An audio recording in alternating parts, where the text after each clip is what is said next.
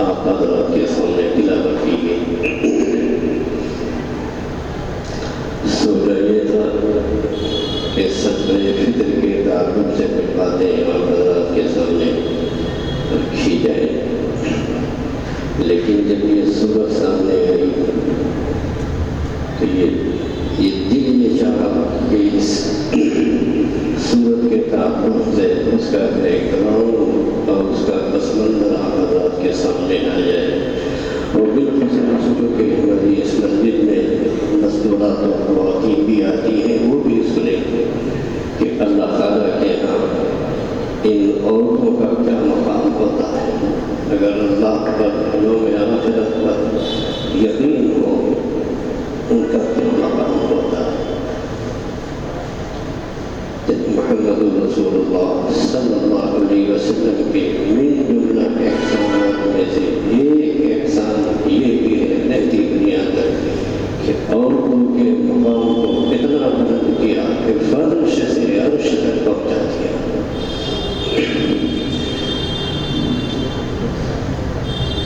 سننے والوں نے سنا اور گزر گئے، اور جو لوگ اس کی تاریخ سے واقف ہیں ان کے دلوں پر کیا گزر گئی۔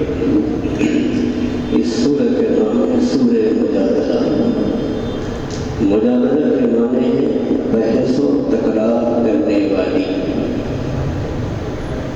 بحث کرنے والی عورت۔ رسول اکرم صلی اللہ علیہ وسلم کی ایک صحابیہ حضرت خولہ بنت ثعلبہ رضی اللہ تعالی عنہ سے ان کے شوہر نے زہار کر لیا تھا۔ زہار کے معنی یہ ہے کہ کوئی شخص اپنی بیوی کو اپنی ماں کی پشت سے تشبیہ دے کہ تو مجھ پر میری ماں کی پیٹھ کی طرح کر رہا ہے۔ اسلام سے پہلے اس کو طلاق کی ایک صورت سمجھا جاتا تھا۔ انہوں نے رسول اکرم صلی اللہ علیہ وسلم سے اس واقعے کا ذکر کیا۔ آپ نے قدیم طریقے کے مطابق اس کو طلاق قرار دیا۔ انہوں نے اپنے شوہر کے بڑھاپے کا حوالہ دیتے ہوئے اصرار کیا اللہ کے رسول صلی اللہ علیہ وسلم سے، اللہ کے رسول عمر کی اس منزل پر میرے لیے کوئی راستہ نکالا جائے۔ اسی لیے قرآن مجید نے ان کا ذکر مجادلہ بحث کرنے والی خاتون سے کیا ہے۔ آپ کے سامنے پورے واقعے کے مختصر طور سے اسی 10 منٹ کے اندر آپ یہ واقعہ بھی سن لیجیے، ایمان تازہ ہوگا اللہ پر، یوم آخرت پر، اور خود رسول اللہ صلی اللہ علیہ وسلم سے محبت ہوگی، اللہ تعالیٰ سے تعلق میں اضافہ ہوگا۔ کسی فارسی شاعر نے کہا ہے تازہ خواہی داشتن گرداب ہے سینہ باد خواہی قصہ پالی رہا۔ اگر تم اپنے سینے کے داغ کو اور ایمان نبوت کو تازہ رکھنا چاہتے ہو، کرنا چاہتے ہو، ان قصوں کو بار بار پڑھا۔ اللہ تعالیٰ نے اس آیت میں جن خاتون کا ذکر فرمایا ہے وہ حضرت خولہ بنت ثعلبہ رضی اللہ تعالی عنہ، وہ حضرت اوس ابن ثابت رضی اللہ تعالی عنہ کے نکاح میں تھے۔ اکابر صحابہ کی نظر میں ان کی کیا قدر و منزلت تھی اس کا اندازہ اس سے لگایا جا سکتا ہے کہ ایک بار سیدنا فاروق اعظم اپنے عہد خلافت میں خچر پر سوار ہو کر گزر رہے تھے۔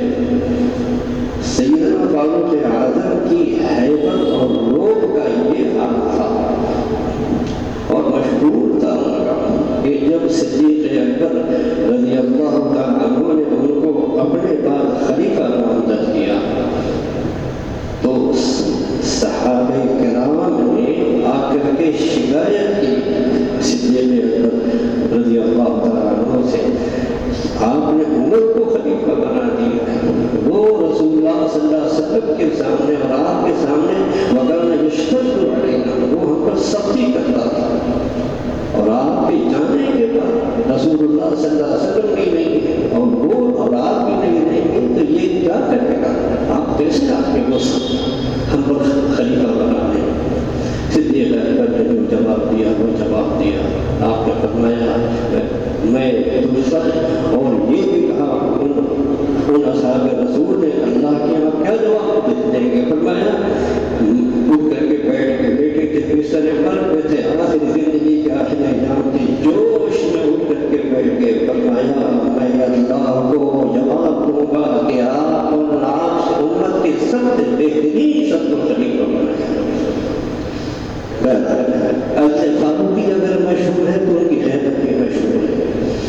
اس کا ذکر کریں گے تو آپ کا وقت چلا جائے گا۔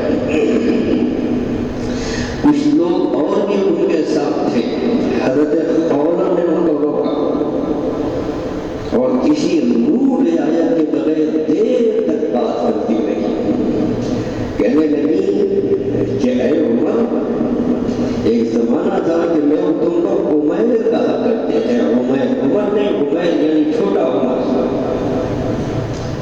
اور عمیر کے معنی چھوٹے عمر کے ہیں، مطلب یہ ہے کہ تم کو کوئی خاص مقام حاصل نہیں تھا، پھر لوگ تم کو عمر کہنے لگے۔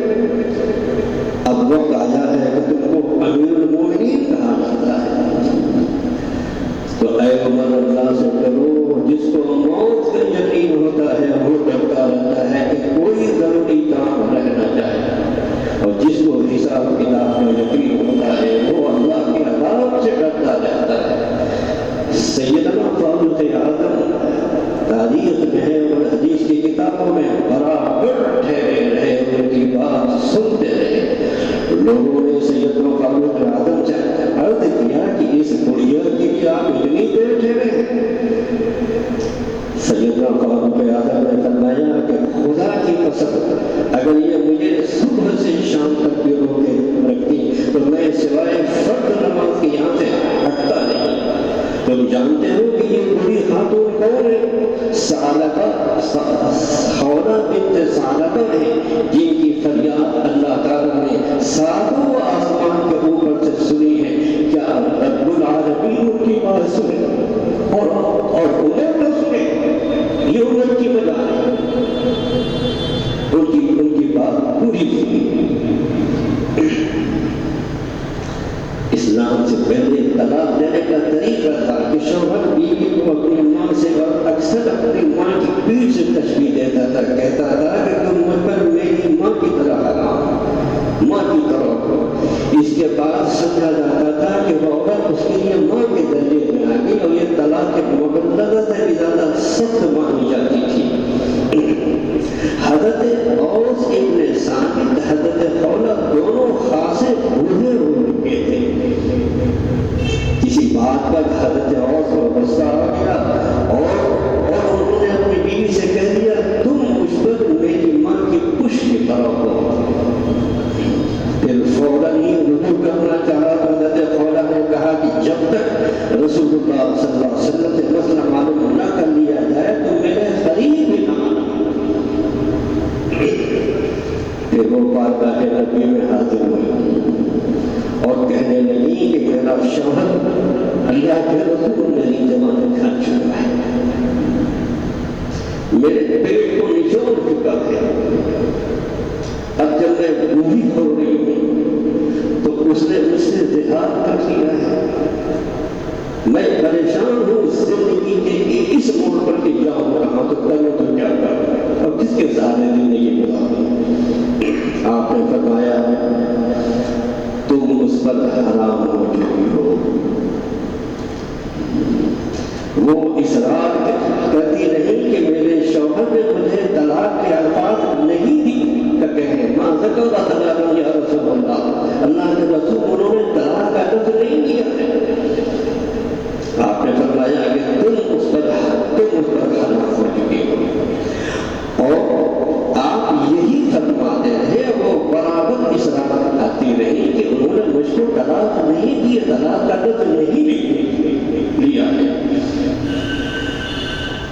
پھر جب وہ مایوس ہو چکی اور تو عجیب ٹکڑا کہا انہوں نے کہ میرے اوپر اس سلسلے میں آپ پر کوئی حکم نہیں اترا، اور ہر مسئلے پر آپ پر بھائی آتی رہتی ہے اور اس معاملے میں نہیں رہی ہے۔ آپ نے فرمایا کہ ہاں یہی بات ہے جو تم کہہ رہی ہو۔ حضرت خولہ نے جب یہ سنا تو کرنے لگے اور فرمایا کہ اب میں اللہ کے رسول سے نہیں اپنے اللہ سے شکایت کرتی ہوں، عرش کے مالک سے شکایت کرتی ہوں۔ اور پھر جانے والے پاس جملے کہے اپنے ساتھ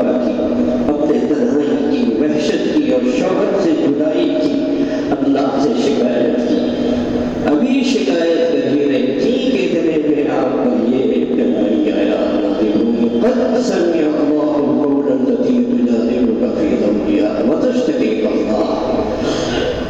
اے رسول صلی اللہ علیہ وسلم، اللہ نے اس عورت کی شکایت سن لی ہے جو آپ سے اپنے شوہر کے بارے میں اللہ کی شکایت کر رہی تھی۔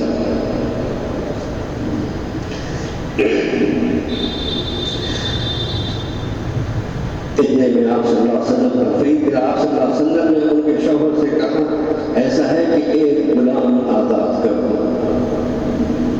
وہ اپنی گردن پکڑ کر عرض کرنے لگے کہ میں اس کے یعنی اپنے سوا کسی کا مالک نہیں ہوں، اللہ کے رسول میرے پاس کچھ بھی نہیں، میں انتہائی غریب انسان ہوں۔